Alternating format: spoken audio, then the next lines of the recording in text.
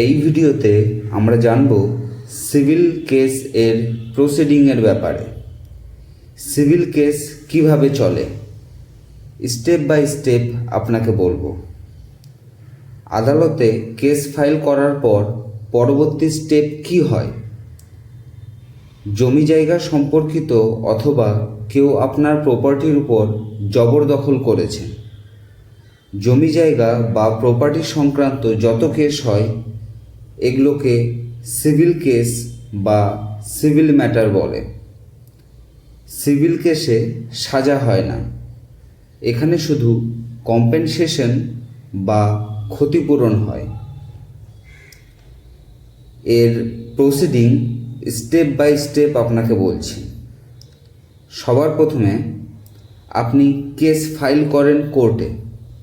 যদি আপনি স্টে নিতে চান তো যখনই আপনি কেস ফাইল করেন সিভিল স্যুট তখনই স্টে এর অ্যাপ্লিকেশন এর সাথেই করতে হবে, যাকে 39(1) or 2 এর অ্যাপ্লিকেশনও বলা হয়।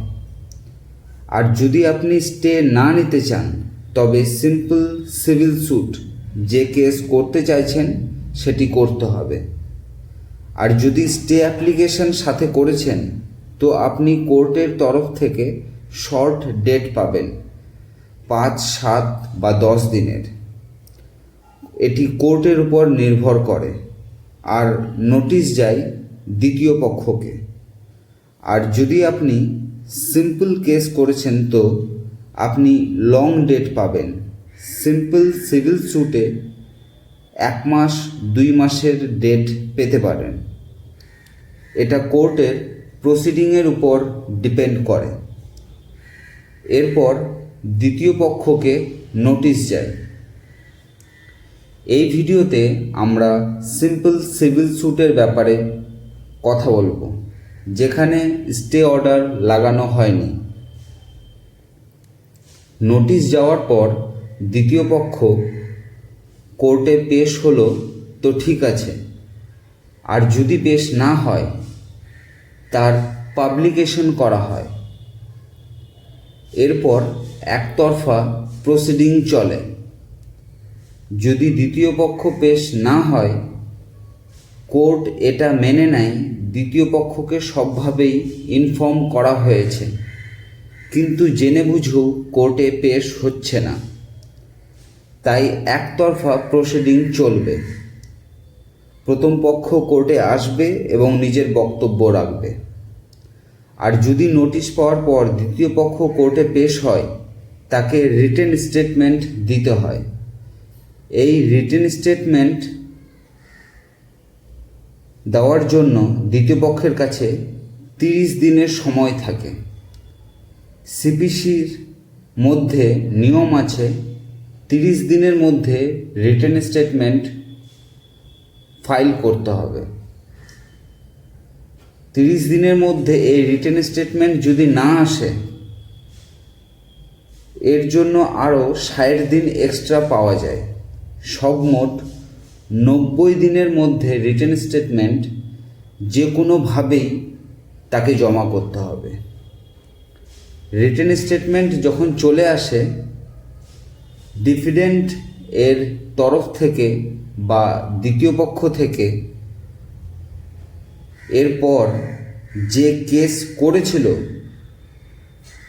যদি তার মনে হয় রিটেন স্টেটমেন্টে এমন কোনো কথা আছে যার উল্লেখ প্লান্টিফ বা যে কেস করেছে তার কেসে উল্লেখ করা উচিত ছিল কিন্তু করতে পারেনি, এর জন্য সে রিজয়েন্টার দিতে পারে। কোর্ট তাকে সুযোগ দেয় রিজয়েন্টার দেওয়ার, যাকে রেপ্লিকেশনও বলা হয়। রেপ্লিকেশন আসতে পারে প্লান্টিফ এর তরফ থেকে। যদি প্লান্টিফের মনে হয় দেওয়া উচিত তো দিতে পারে। এরপর কোর্ট ইস্যু ফ্রেম করে। ইস্যু ফ্রেমে দেখা যায় দুই পক্ষের লড়াই বা ঝগড়ার ইস্যুটা কি। ইস্যু ফ্রেমে 5-6টি পয়েন্ট হয়। এই পয়েন্টে দেখানো হয় লড়াই ঝগড়া গুলোর মেইন কারণ। এরপর কেস এভিডেন্সে চলে যায়। সবার প্রথমে প্লান্টিফ এভিডেন্স হয়। যে সিভিল স্যুট ফাইল করেছে বা কেস করেছে তাকে আদালতের তরফ থেকে সুযোগ দেওয়া হয় নিজের এভিডেন্স পেশ করার। সিপিসি হিসাবে 3টি সুযোগ থাকে প্লান্টিফের কাছে, যদিও কোর্ট বেশি সুযোগ দিয়ে থাকে প্লান্টিফ এভিডেন্স পেশ হওয়ার জন্য। ডিফিডেন্ট এভিডেন্স শুরু হয় প্লান্টিফ এভিডেন্স শেষ হওয়ার পর। যার বিরুদ্ধে কেস হয়েছে তাকেও 3টি সুযোগ দেওয়া হয় নিজের এভিডেন্স পেশ করার জন্য। ডিফিডেন্ট এর এভিডেন্স আসার পর যদি প্লান্টিফের মনে হয় ডিফিডেন্ট এভিডেন্সে এমন কথা বলা হয়েছে যার জবাব তার দেওয়া উচিত, কিন্তু তাকে একটি সুযোগ দেওয়া হয় এই রিবাটাল এভিডেন্সের মাধ্যমে জবাব দেওয়ার জন্য।